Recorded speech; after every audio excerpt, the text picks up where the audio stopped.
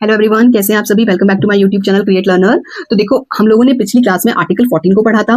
मैंने इससे related doctrine बता दी थी आप लोगों को कि anti doctrine of non arbitrariness किसे कहा जाता है, और साथ के साथ मैंने आप लोगों को कुछ केसेस भी बताए थे जो कि लैंडमार्क केसेस की कैटेगरीज में आते हैं। For example, Maneka Gandhi versus Union of India का केस बताया मैंने, इंदिरा साहनी केस बताया, सायरा बानो का केस बताया था, और मैंने नवतेज सिंह जौहर का केस भी आप लोगों के साथ में डिस्कस किया था कि कौन कौन से केसेस किस किस सब्जेक्ट से रिलेट करते हैं। ठीक है, फिर हमारे पास एक रह गया था कि आर्टिकल 14 से जुड़ी हुई लिमिटेशंस क्या है, किस तरीके की लिमिटेशन से किस तरीके के कुछ अपवाद भी आर्टिकल 14 में एग्जिस्ट करते हैं। ठीक है, तो यहाँ पर देखो, सबसे पहला जो है कुछ लिमिटेशंस में जब हम बात कर रहे हैं ना, तो सबसे पहला लिमिटेशन है the president and the governor. कहने का मतलब है कि देखो आर्टिकल 361, अब हम सीधे जंप करते हैं आर्टिकल 361 पे। तो आर्टिकल 361 हमारे देश के राष्ट्रपति को और हर एक स्टेट्स के जो भी गवर्नर्स होते हैं ना, दैट मींस प्रेसिडेंट और गवर्नर्स को कुछ उन्मुक्तियां दी गई हैं, कुछ छूट दी गई है। तो जैसे कि क्या है, पहली क्या है कि भाई प्रेसिडेंट और गवर्नर अपने पद पर रहते हुए कोई निर्णय लेते हैं तो उनके अगेंस्ट किसी भी न्यायालय में कोई भी जवाबदेही नहीं होंगे। ठीक है, मतलब कहने का है कि प्रेसिडेंट और गवर्नर अपने पद पर रहते हुए कोई काम करते हैं,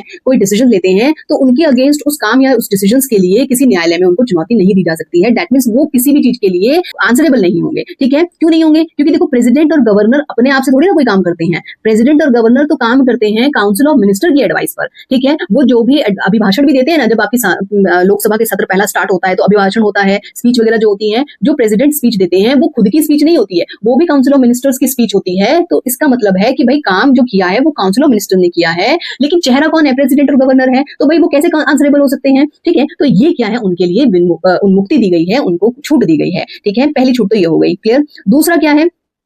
दूसरा ये है कि उनके अगेंस्ट कोई क्रिमिनल प्रोसीडिंग स्टार्ट नहीं की जा सकती है। क्रिमिनल प्रोसीडिंग्स का मतलब होता है आपराधिक कार्रवाई। कहीं किसी मतलब एक मर्डर का कोई केस हो गया, कोई रेप का कोई केस हो गया, नहीं की जा सकती है, ना तो स्टार्ट की जाएगी और ना ही उसको कंटिन्यू रखा जाएगा। मतलब कहने का है कि भाई अगर सपोज कीजिए पद पर रहते हुए उनके अगेंस्ट कोई केस फाइल किया जाता है तो इसके लिए मतलब आप स्टार्ट नहीं कर सकते, क्रिमिनल प्रोसीडिंग को स्टार्ट नहीं कर सकते हो। और अगर सपोज कीजिए उनके खिलाफ कोई केस चल रहा है और इस बीच में वो कोई मतलब एक प्रेसिडेंट बन जाते हैं या गवर्नर बन जाते हैं, तो आप उसको कंटिन्यू नहीं रख सकते हो। ठीक है, क्यों? ऐसा क्यों है कि देखो, जो ये पद है, प्रेसिडेंट का पद है, गवर्नर का पद एक गरिमापूर्ण पद है, एक बहुत इंपॉर्टेंट पोस्ट होती है भारत के राष्ट्रपति की या राज्यों के राज्यपाल की। ठीक है, उस गरिमा को बनाए रखने के लिए, क्योंकि बहुत गरिमापूर्ण पद होते हैं, और उस गरिमा को बनाए रखने के लिए आप ऐसा नहीं कर सकते हो। ठीक है, तीसरी लिमिटेशन, तीसरा अपवाद, प्रेसिडेंट है जो गवर्नर है उनके अगेंस्ट किसी भी तरीके की अगर आपको सिविल प्रोसीडिंग्स करनी है, ठीक है, सिविल प्रोसीडिंग्स करनी है तो उसके लिए आपको 2 महीने का नोटिस देना पड़ेगा, 2 मंथ का नोटिस देना पड़ेगा। तो सिविल प्रोसीडिंग्स का मतलब जैसे उनके अगेंस्ट कोई तलाक का मामला चल रहा है, ठीक है, कोई संपत्ति का कोई मामला चल रहा है,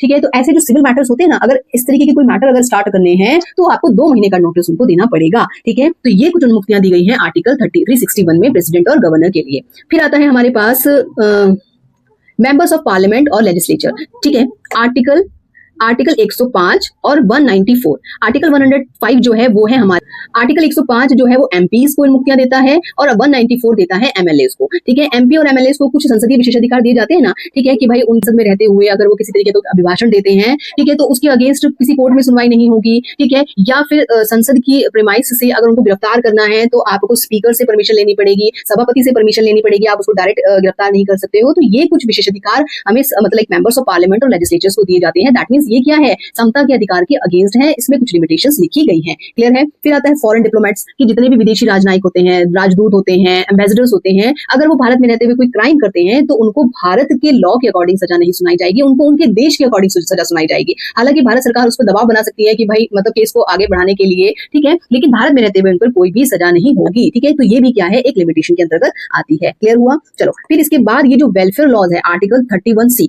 ये बहुत मतलब एक आर्टिकल 31C और आर्टिकल 14 ना हमारे कॉन्स्टिट्यूशन में लिखा गया, हमारे कॉन्स्टिट्यूशन में मेंशन किया गया एक बहुत इंपॉर्टेंट टकराव है। ठीक है, एक बहुत बड़ा क्लैश है। तो इसको मैं जब आर्टिकल 31 को पढ़ाऊंगी ना तब बताऊंगी कि भाई आर्टिकल 14 के साथ में ये कैसे क्लैश क्रिएट करता है। अभी के लिए सिर्फ ये समझिए कि भाई जब भी कभी आर्टिकल 31 फॉलो किया जाता है तो वहां से आर्टिकल 14 हट जाता है, मतलब दोनों में से एक ही चीज रहेगा ना, तो ऐसा समझ लो कि आर्टिकल 31 रहेगा, 14 हट जाएगा। क्लियर हुआ? ठीक है, तो ये जो कुछ लिमिटेशंस हमारे आर्टिकल 14 में मेंशन की गई है, प्रेसिडेंट और गवर्नर के लिए कुछ छूट दी गई है, मेंबर ऑफ पार्लियामेंट और लेजिस्लेचर्स के लिए कुछ छूट दी गई है, फॉरेन डिप्लोमेट्स के लिए कुछ छूट दी गई है। ठीक है, तो इस तरीके से लिमिटेशंस भी क्लियर हो जाती हैं हमारी और आर्टिकल 14 कंप्लीट हो गया है। क्लियर है? ठीक है, वीडियो समझ में आई हो तो प्लीज चैनल को लाइक शेयर एंड सब्सक्राइब जरूर कीजिएगा। Thank you.